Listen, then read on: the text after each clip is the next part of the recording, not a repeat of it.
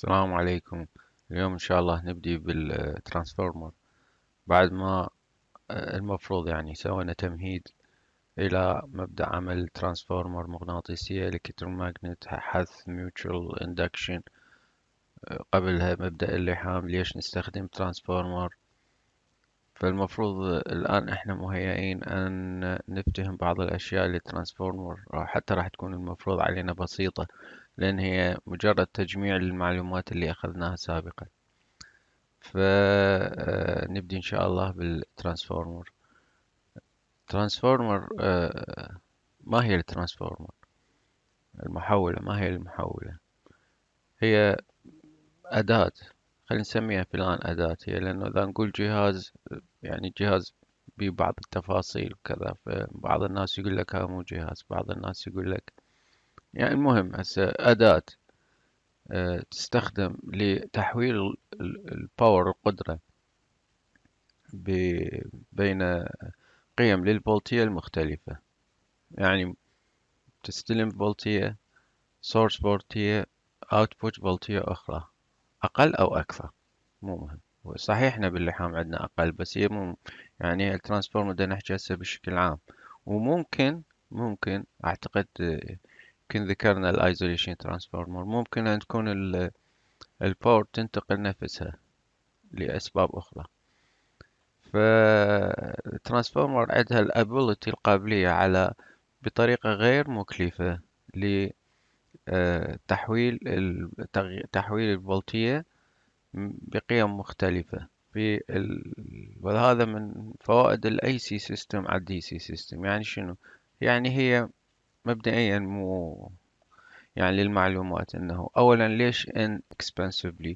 لانه ممكن نحول الفولتية بقطع إلكترونية، يعني بدوائر إلكترونية ممكن نحول الفولتية من فولتية إلى أخرى، من قليلة إلى كثيرة أو بالعكس. لكن هاي راح تكون مكلفة على الأقل في الوقت الحاضر، يجوز تكنولوجيا مستقبلا، بس في الوقت الحاضر هي مكلفة، تتطلب قطع كثيرة، وتتطلب تكنولوجيا عالية. فلذلك هو كاتب يعني هنا نقول inexpensively يعني غير مكلفة. آه، ليش بالاي سي سيستم على الدي سي سيستم؟ الدي سي سيستم ما تشتغل المحولة عليه مثل ما افتهمنا وراح نشوف، في حين الاي سي سيستم تشتغل المحولة. فلو كان عندي فولتية دي سي ما راح اقدر استخدم محولة، فلذلك احتاج ان استخدم اجهزة اخرى او قطع اخرى حتى احول الفولتية من قيمة الى قيمة. إذا استطاعت، أو عفوا أنا دائما أتكلم بهالطريقة، آسف مو أني استطاعت يعني، إذا كان ممكن أن أحول الفولتية بالأي سي وبعدين أحولها إلى دي سي وأشتغل، يعني يعمل الجهاز أو تعمل الأداة، يكون أفضل. مثل كثير من الأجهزة يعني حتى الحاسبة اللي هسه نشتغل عليها، هي تستقبل 220، تخفضها الشاحنة احنا نصيح لها، هي راح تخفضها وبعدين تدخل لها دي سي وهي تتعامل ويا الدي سي بطرق مختلفة. عادة المحولة تحتوي على two windings. windings قلنا يكون يعني معناها كويل أو ملفات. two windings primary and secondary. primary and secondary usually wrapped on a core. core يعني قلب معدني core، فملفوفة على core. البرايمري secondary حكينا عليها وإن شاء الله نحكي عليها، هي interchangeable. يعني ممكن البرايمري يصير سكندري وبالعكس بالنسبة لي نفس المحولة حسب الربط، والربط شو وقت نغيره حسب الحاجة. وارجع واقول مثل ما مرة قلت لكم، مكان اللحام مو معناه بهالسهولة هاي احول يعني الربط مال ماكينة لحام او محولة ماكينة لحام. لكن القصد للمعلومة فقط انه المحولة من اقول ستيب اب وستيب داون مو معناها هاي محولة وهاي محولة، هي نفس المحولة، بس طريقة الربط. يعني لو نفرض هاي فرضية انه انا عندي محولة لحام تستلم 380 تعطيني ال OCV مالتها مثلا 80، نفرض 80. لنفرض، وأرجع وأقول هي فرضية، أنه أنا عندي جهاز آخر يستلم 80، يحتاج 380 بس يستلم 80 مثلا. أقدر أربط هاي المحولة يعني وحدها، أعطيها 80 وراح تطلع لي 380 حتى أشغل جهاز آخر. لنفرض قلت يعني مبدئيا أنه المحاولة ممكن تعمل بطريقين. فالبرايمري والسكندري هي حسب السورس. إذا البرايمري هو الجهة أو الجزء الذي يرتبط بالسورس بالانبوت. Source voltage applied to the primary will load connected to the secondary. The core provides a physical structure for placement of windings and a magnetic path so that magnetic flux lines are concentrated close to the coils. مثل ما شفنا وإن شاء الله راح نشوف شنو يعني القصد. هاي النقطة المهمة، هاي كلها مرينا عليها. هاي النقطة المهمة شنو يعني؟ شنو هو الكور؟ أولا physical structure، يعني هو مو قطع إلكتروني، يعني مو إلكتروني أو كذا، وأنه physical ملموس. structure بناء أو assembly توضع عليه الوايندينجز، يعني الهدف من عنده أنه تلف عليه الكويلات حتى يكون ممر إلى الفلكس المغناطيسي، الفيض المغناطيسي. ليش نستخدم كور؟ ليش ما نستخدم شيء آخر؟ والكور ليش معدني؟ شفنا أنه الشيء المهم بالفلكس وشدة المجال المغناطيسي هي ال permeability. permeability اللي هي معناه قابلية المادة أو الماتيريال للسماح للفلكس المغناطيسي بالمرور عبرها. فكل ما كان المادة سماحيتها أفضل، أكثر عفوا، تكون أفضل. الآن بعض التعريفات أو بعض التفسيرات أو التوضيحات. شلون تشتغل how do transformers work؟ شلون تعمل الترانسفورمرز؟ لازم يكون عندي شنو؟ changing current أو changing voltage بالنتيجة changing current. through a coil of wire can create changing magnetic field.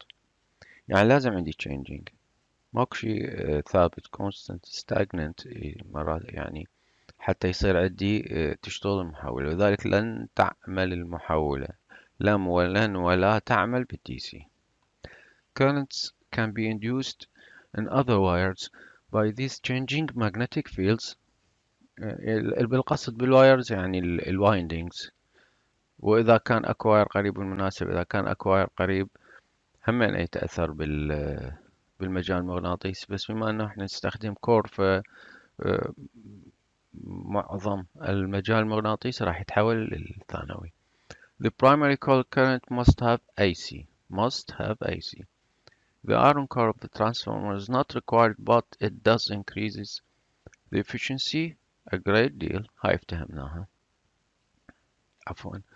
Theory of transformer، النظرية مال transformer. The operation of transformer is based on two principles.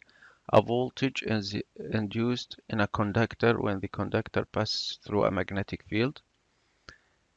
The same effect is produced if the conductor is stationary but the magnetic field in which it is located varies. And بس هاي هنا اكو عندنا ملاحظة قبلها، خلي نشرح شنو هاي. يعني لازم عندي تغيير، اما الكوندكتر ثابت والمجال المغناطيسي يمر عبره، او بالعكس المجال المغناطيسي ثابت والكوندكتر يمر عبره. وهاي كمبدأ شفناها من يتحرك البوصلة ويتحرك المغناطيس، إذا ثابت أو غير ثابت المغناطيس كهربائي. بس إحنا بهالحالة المغناطيس كهربائي على مود نقدر نسيطر على قيمته. الملاحظة terms flux will usually be used instead of magnetic field. flux أو field في هذه discussion، يعني قصدي في مناقشاتنا، يعني في محاضراتنا، في مواضيعنا اللي راح ناخذها. flux و field هي متشابهة عندنا. في مجالات أخرى، في دروس أخرى، في مواضيع أخرى قد ما تكون كذلك، لكن احنا هنا إذا نبدل بين الفيلد والفلكس والفلكس والفيد نقصد بها شيء واحد. A current passing through a conductor will develop a magnetic field around the conductor. A magnetic field in the space is this space or region surrounding a magnet or a current carrying conductor in which magnetic field effects can be detected.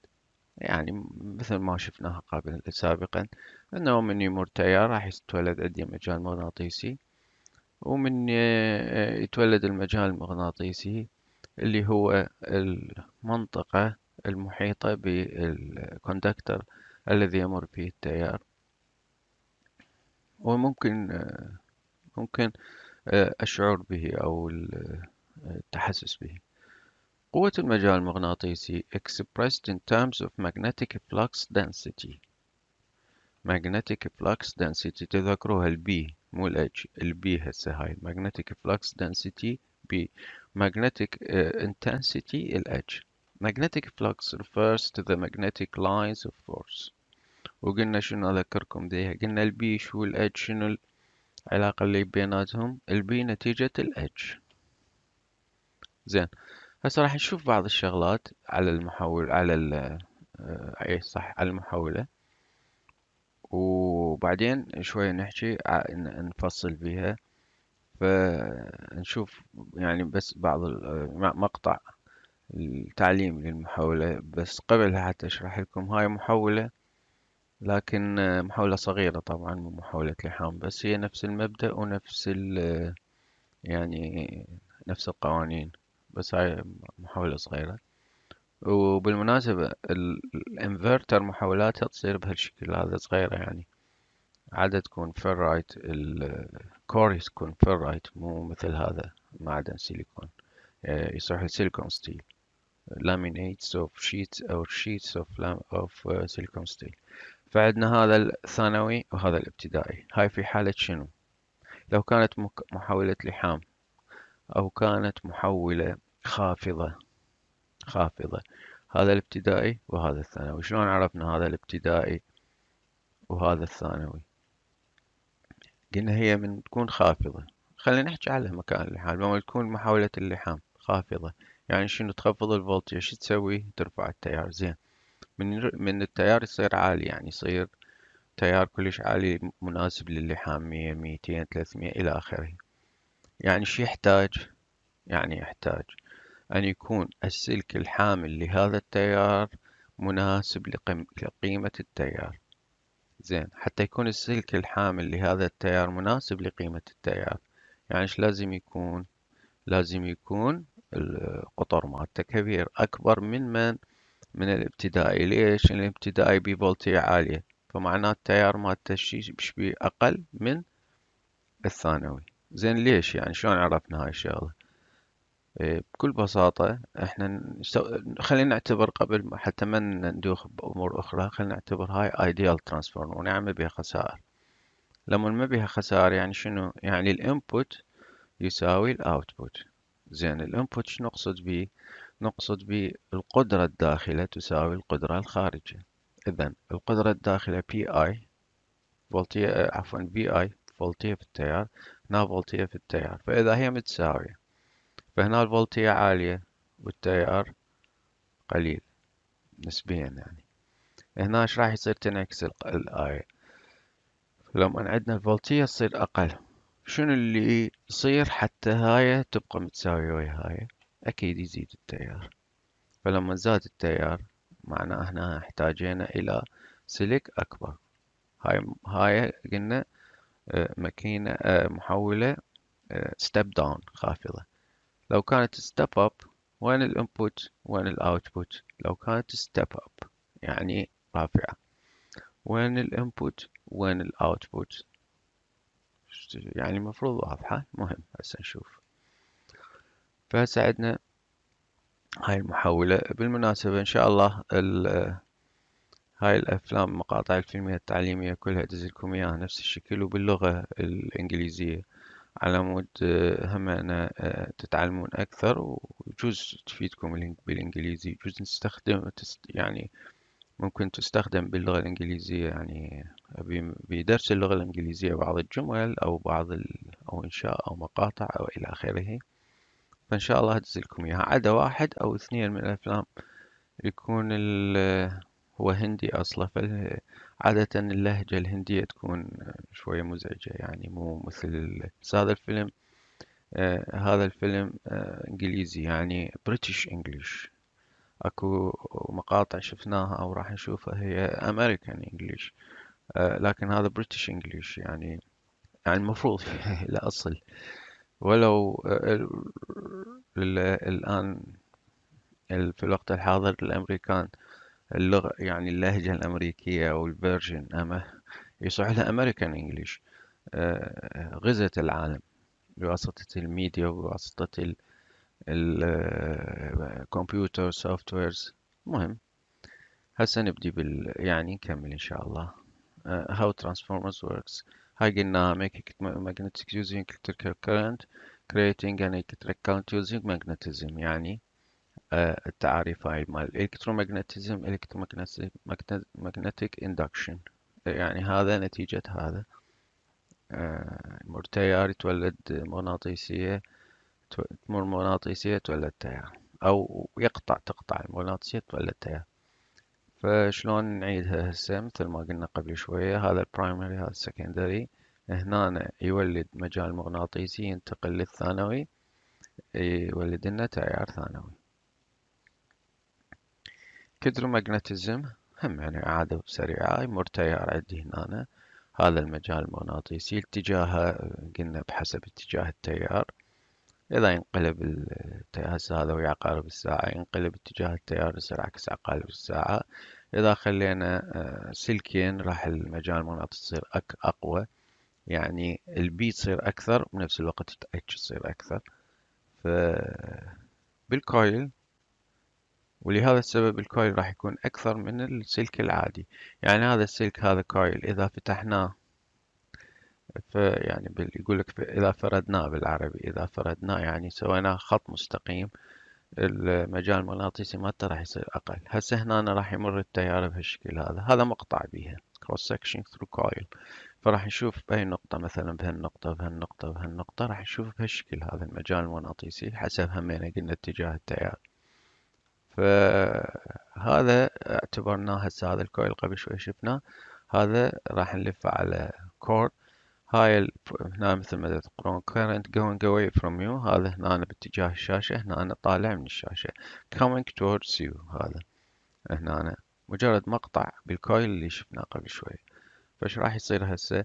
من يمر تيار بيها المجال المغناطيسي راح يصير حول هاي النقطة، قلنا قبل شوي مثل ما احنا سوينا المقطع.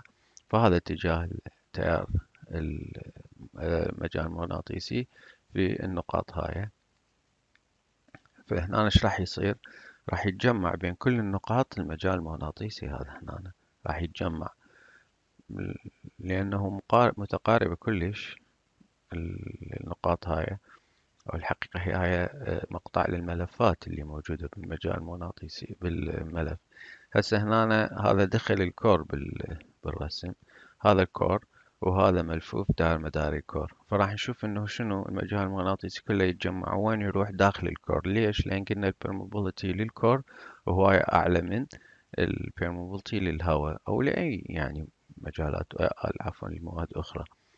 فهنا المجال المغناطيسي راح يتحول إلى لو هذا صار الابتدائي لأن هو السورس من عنده، هذا صار الثانوي. فايش راح يصير عندنا؟ راح يمر المجال المغناطيسي، فراح يسوي لي اندكشن بالثانوي ويسوي لي تيار. نرجع هسه لو نشوف شنو يعني الاندكشن. هسه هذا توب فيو وهذا سايد فيو. هذا مغناطيس يقترب من الملف من السلك، هذا مغناطيس يقترب من السلك. ايش راح نشوف؟ من يقترب اكفت حركة بسيطة بالالكترونات، هاي الكترونات يصير حركة بسيطة بالالكترونات. باستمرار الحركة، باستمرار التقرب والابتعاد، تقرب ابتعاد changing، يعني يتولد عندي مجال مغناطيسي، عفوا يتولد عندي تيار داخل السلك. هذا هذا مبدأ عمل المحولة. هسه ايش راح نشوف احنا هنا؟ راح نشوف هنا هاي فولتية، طول ما الفولتية متغيرة اكو عندي مجال مغناطيسي يروح لهنا. طول ما الفولتية متغيرة من تثبت الفولتية راح نشوف هنا أنا ما عندي مجال مغناطيسي، ما عفوا ما عندي تيار محدث. ليش؟ لأن يثبت المجال المغناطيسي. احنا قلنا changing هي الأهم نقطة في عمل المحاولة. فهسه راح نشوف هنا اكو مجال مغناطيسي، اكو فولتية متغيرة. بس نثبت هنا أنا صارت عندي فولتية متغيرة، صار عندي فولتية متغيرة هنا اكو عندي induce voltage هنا صارت. بس من وصلنا إلى أن ثبتت الفولتية، هنا ايش صار عندي؟ صار عندي دروب ونزلت للصفر، هنا نزلت للصفر. أريد تلاحظون في شغلة مهمة، هي أنه هنا ثبتت الفولتية بس بقيمة، يعني مو ثبتت على الصفر، ثبتت بقيمة معينة. مع ذلك هنا أنا ما عندي فولتية. ليش؟ لأنه حتى لو ثبتت بقيمة معينة ماكو عندي change. يعني كأنه هنا أنا دا أغذي المحولة بالدي سي، من دا أغذيها بالدي سي ما راح يصير المجال المغناطيسي، راح يصير عندي ثابت باتجاه واحد، فما يصير عندي induction. هسه نشوف هاي نفسها، انتبهوا هنا هاي ثابتة، هاي يعني هنا اكو عندي توليد، هنا ثبتت، هذا بالتغيير هنا ثبتت. فحتى تنحل هاي المشكلة ويصير عندي لازم يكون عندي AC، يكون عندي AC. هسه هنا اكو فد نقطة المفروض يعني تنتبهوا له، بس ما اتوقع يعني. المهم شوفوا هنا احنا ايش قلنا؟ اذا تتذكرون كان اكو قانون اسمه لينز لو، قلنا المسبب وال المسبب والإفكت، يعني احنا عندنا التأثير، مسبب والتأثير. فايش قال هو لينز؟ قال المسبب عكس التأثير، عفوا المسبب عكس التأثير. في حين هنا كانت ما اقدر اعيد الفيلم لانه يطول اذا أقدر اعيده، بس المسبب والتأثير واحد عكس الاخر، بس هنا كانت الاثنين بنفس الطور. شلون صارت اثنين بنفس الطور؟ هسه هم نشوفها بجهة اخرى. ترانسفورمر هاي إعادة مجرد للتعريف، هالصورة هيك عامة يعني. Transformer is a device that transfers electric energy from one circuit to another using electromagnetic induction. Transformer action هاي عملية يعني طريقة. Electric energy is always transferred without a change in frequency but may involve changes in the voltage and the current magnitudes.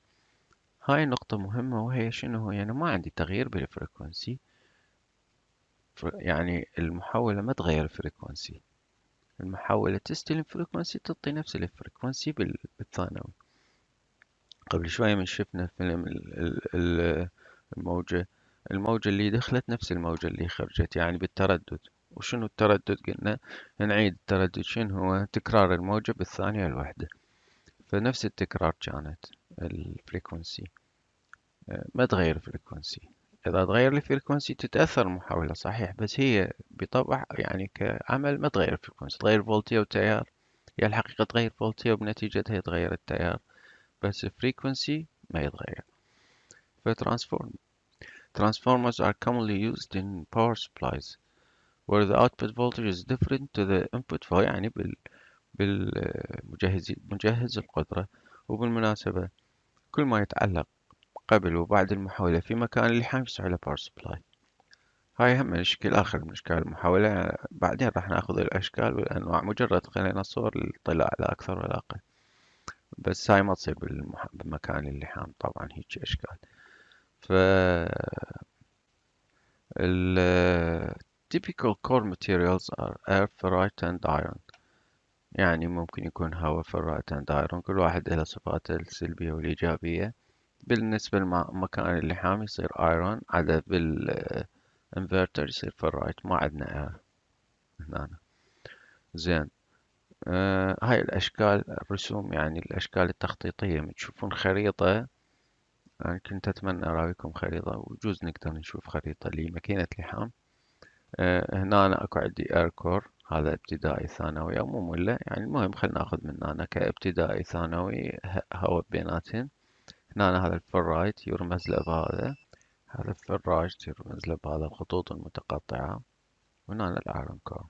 هاي أشكال راح نشوف اللي هو كور تايب. اثنين ايرون، اثنين ايرون، بس طريقة اللف هنا core type each winding on a separate leg، أي صار له leg أو جزء أو المهم. هذا هنا كل واحد primary secondary، مو بالضرورة هنا primary secondary. هنا اثنينهن ملفوفة على نفس العمود أو نفس الليج أو نفس الليج، يعني هاي الليج يعني مو بنفسه. هنا عادة يكون داخل هو الثانوي الابتدائي والخارج هو الثانوي عادة يكون، وأقصد بالثانوي يعني اللي سلك اللي قطره أكبر. غالبا هنا يستخدم بالثري فيز. المهم هسه ندخل بالمحاولة، افتهمنا فشي عام عن المحاولة وكذا. راح نبدي نشتغل. عادة راح يكون الشغل مالتنا والشرح وبالبداية حتى بعض المسائل كلها ideal transformer، إلا إذا اضطانا العكس. يعني شنو؟ طبعا ideal transformer راح نشوفه لسهولة الحسابات ولسهولة الشرح. فشنو صفات ideal transformer؟ ideal transformer باختصار ما به خسائر، يعني الانبوت يساوي الاوتبوت، هي هاي الايديال ترانسفورمر. فليش ما يصير بها خسائر؟ عندي زيرو ليكج فلكس، ما عندي ليكج بالفلكس، ما عندي خسائر بالفلكس. اللي produce بالبرايمري and secondary current are confined within the core، يعني ما عندي أي مكان يخسر به، حتى بالداخل الكور ما عندي خسائر. windings have no resistance، ما عندي مقاومة للتيار، فما عندي خسائر.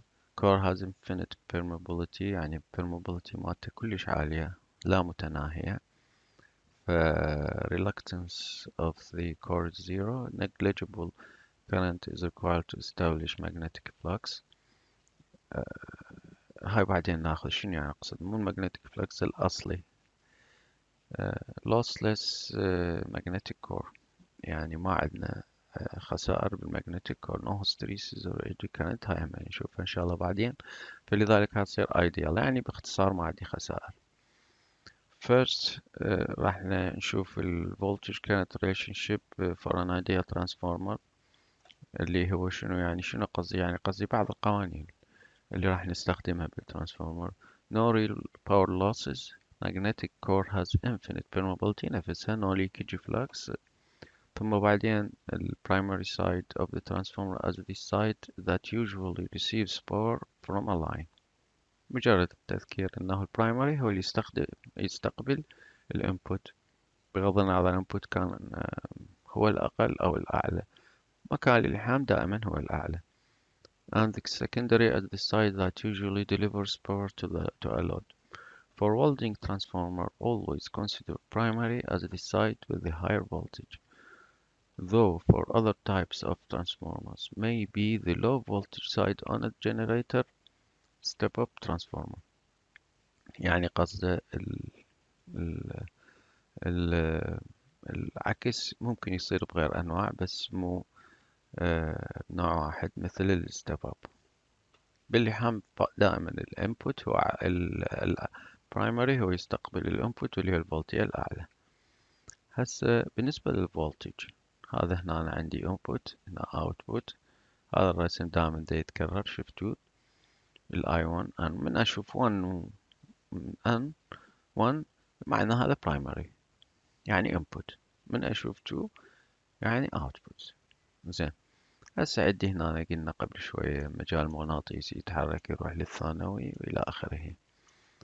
فالفولتية شنو من تجي الفولتية؟ دي فاي باي دي تي ان 1 دي فاي باي دي تي. يعني شنو هاي؟ يعني شنو دي فاي باي دي تي؟ يعني تغير الفلكس بالزمن، الان ثابتة متى راح تتغير؟ اكو فد نشوفها بطرق تغيير التيار. الآن ممكن تتغير، لكن مو تتغير يعني بشكل تدريجي أو بشكل مثل ما يتغير التيار أو كذا. المهم هسه نعتبرها ثابتة الآن. فالدي فاي باي دي تي، الفاي راح يتغير ويا التيار. ليش الفاي راح يتغير ويا التيار؟ مثل ما شفنا قبل شوية، لأنه اي سي، فراح تزيد الفولتية وبعدين تنزل، من نتيجة التيار يزيد وينزل، مو يزيد كقيمة بالطور، يزيد وينزل يعني يتغير الاتجاه مالته. فال V تساوي لنا N دي باي باي دي تي. الفاي بالنتيجة ايش راح تسوي لي 1 على N نفس، يعني مجرد حتى نفتح ال دي، الفاي راح تساوي لنا كذا. فإذا ال V تساوي لنا N2 نفس الشكل بالنسبة لل N2 هنا. فبما أنه ال V1 تساوي V2، إذا ال N1 دي فاي باي دي تي N1 دي فاي باي دي تي تساوي لنا ال N2 دي فاي باي دي تي. هاي اللي هي V1. إذا بدنا نقسمها V1 على V2 N1 على N2 راح يساوي دي فاي باي دي تي تختصر. إذا ال V1 على V2 يساوي لنا ال N1 على N2. هذا قانون هو هذا الرئيسي بالمحاولات. هذا يشتغل على الايديال، ونفس الشكل على النون ايديال، يعني الحقيقة الريل ترانسفورمر، بس لازم ندخل بيها شنو؟ ندخل بيها اكو شيء اسمه الافشنسي، هم نشوف ان شاء الله. من ندخل efficiency هم نقدر نشتغل على هذا القانون. ف V2 تساوي N2 على N1، أو نحفظها أفضل. أكو طريقة للحفظ هذا، إلغي الحد هذا هاي المنطقة، فتصير V1 على V2 يساوي لنا شنو؟ N1 على N2. يعني الفوق إذا واحد فوق اثنين هن، الهاي أهم واحد فوق هنا جوا، وهكذا تعكس V2 على V1 يساوي لنا N2 على N1. هسه بالنسبة للكرنت نفس الكرنت، يعني نفس المبدأ، لكن راح يصير شوف انه الكرنت يصير بيه بالعكس. فايش عندي هنا أنا بالكرنت؟ راح يصير عندي ال N1I1 يساوي لنا N2I2. من جتي هاي ال N1I2 هنا؟ خلينا نشوف بعض الشغلات بقى. خلينا افتحها كلها العفو. امبيرز لو H يساوي لنا دي L يساوي لنا I. الدي L الطول قلنا، ال H الانتنسيتي يساوي لنا مجموع ال I. فإذا ال HL يساوي لنا NI، شفناها قبل فترة. The force that produces the magnetic field is called the magnetomotive force MMF. شو تساوي لنا؟ F تساوي لنا N over NI. NI. ال NI شنو يعني؟ القوة المتولدة، القوة المغناطيسية، قوة المجال المغناطيسي المتولدة من تجي من التيار في عدد اللفات. التيار في عدد اللفات يعني شنو؟ يعني هنا مجال مغناطيسي يسلط قوة. لو نفرض أخلي قطعة معدنية، فيسلط قوة على قطعة معدنية ويسحبها. هاي القوة من تجي ال N في ال I. N في ال I. هنا نفس الشكل، لو سلط أخلي قطعة معدنية أيضا راح تسحبها. من تجي N في I. N في I. زين. بما أنه احنا افترضنا ما عندي خسائر، نهائيا ما عندي خسائر، ال P1 يساوي لنا ال P2. إذا ايش راح يصير عندي؟ راح يصير عندي فد شغلة، انه الريلكتنس. هاي الريلكتنس شقصد بيها كل ما يعيق المجال المغناطيسي والتيار reluctance. هاي فالإف اللي هنا بالبداية من راح تنتقل، مو الإف يعني التيار والمجال المغناطيسي وكذا، اللي راح ينتقل لهنا بما أنه ما عندي خسائر، إذا راح يصير هو أساسا الفروقات بيناتهم. الفروقات بيناتهم ال N1I1 ناقص N2I2. الفرق بيناتهم بالنسبة للإف، يعني الإف هاي والإف هاي، هاي في حالة شنو؟ المحولة، مو في حالة ملف واحدة، في حالة محولة. لأن عندي هنا إف وهنا أنا إف. من جاي الإف هنا؟ من N1I1 وهنا N2I2. فأكو فرق بيناتهم لو ماكو، حتى تعطيني المحولة اف وحدة. يعني من أخلي بصف المحولة قطعة معدنية راح تنسحب. من راح تنسحب؟ راح تنسحب من هذا ومن هذا، القوة اللي جاية من هذا ومن هذا. حتى أطلع القوة عندي فرق بيناتهم ذولا. اما يجي الفرق الريلكتنس في الفاي اللي يعيق هذا الفاي. هنا أنا ايش عندي ايديال، يعني شنو؟ الريلكتنس ما عندي، يعني هاي الصفر، هذا الحد صفر. إذا الF تساوي لنا صفر، يعني الفرق بين الF راح يساوي صفر. الفرق بين الF، مو ما عندي F، الفرق بين F1 و F2 ونسميها F1 هو صفر. فإذا ال N1I1 يساوي لنا ال N2I2. هنا ال N1I1 يساوي لنا ال N2I2. إذا ال I2 يساوي لنا N1 على N2I، أو أو إذا نريد نسويها مثل الفولتية نسبة وتناسب، إيش راح يسوي لنا؟ N1 على N2، هذا وين راح يجي الآي؟ راح يجي هنا. إذا ال N1 على N2 إيش راح يساوي لنا؟ I2 على I1، يعني بالعكس. يعني ال N1 على I1 يساوي لنا ال N، عفوا N1 على اليمن، على اليمن يساوي N1. إذا أريد أجيب هذا هنا N1 على I2 يساوي لنا ال N2 على I1. إذا أريد أخليها بس بالآي N1 على N2، هاي ال N2 تجي هنا، شو تساوي؟ I2 على I1، يعني عكس. مو إذا هنا واحد هنا اثنين بالنسبة للآي، إذا هنا واحد هنا اثنين، إذا هنا اثنين هنا واحد. بالنسبة للفي شنو كانت؟ إذا هنا واحد هنا واحد. زين. الباور سهلة، الباور بي يساوي لنا في اي، اثنين هن قلنا متساوية، ما عندي خسائر بالباور. هاي هنا فالاي 2 باور يساوي لنا كلها متساوية. فليش؟ لأنه في 2 تساوي، مو ال V2 عفوا، ال V2 تساوي ال N2 على N1 وكذا، و I2 يساوي. فبما أنه V2 I2 يساوي V I1، فال P متساوي. هسه اكو فد شي كلش، يعني هسه هاي اللي شفناها قبل شوية نريد نشوفها بطريقة أخرى. عندنا تمثيل بسيط بس جميل جدا، يعني نقدر نفهم منه هواي أشياء بالنسبة للمحولة. هنا عندنا ال input voltage وال primary windings والسكندري وايندينجز. تقريبا هاي المتغيرات. الفولتج راح تأثر على التيار، والوايندينجز عدد يعني عدد اللفات هي اللي المؤثرة.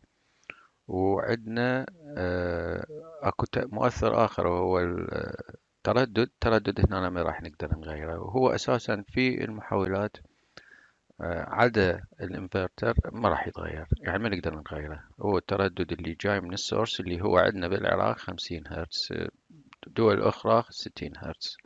المهم، فالتردد ما راح نقدر نغيره. بس هاي المتغيرات الأخرى، إضافة إلى إذا أكو طريقة أخرى نغير بيها مباشرة الفيض المغناطيسي، هاي خليها هسه.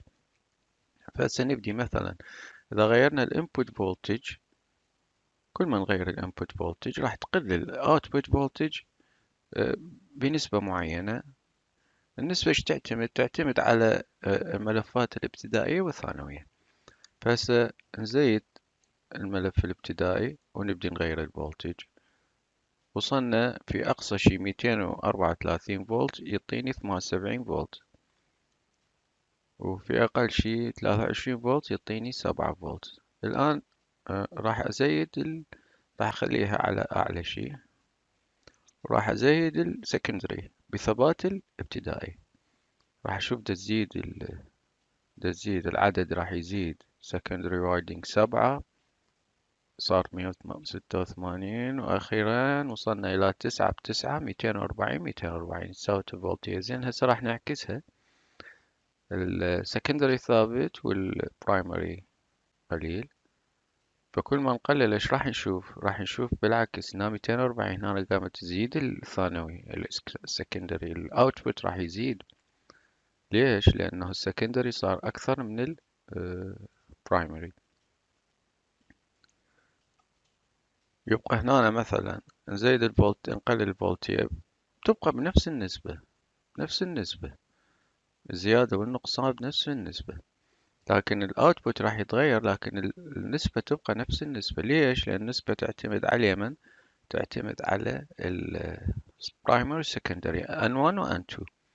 هنا هاي فد نقطة كلش مهمة، وهي أنه يعني أعتقد ذكرتها سابقا، مهم حتى يوم ذكرتها هسه أذكر لكم إياها، أنه السكندري والبرايمري ممكن تنعكس. يعني أي محولة الانبوت ممكن يصير اوتبوت، والاوتبوت يصير انبوت. طبعا بالربط، نغير الربط مو مباشرة رأسا. فهسه مثلا عندي هسه هاي صارت الانبوت 93، الاوتبوت 297. فأنا إذا كان الانبوت من هالجهة، الجهة اليمنى، هاي شو أعتبرها خافضة، صح لا لا؟ لأنه خفضت الفولتية.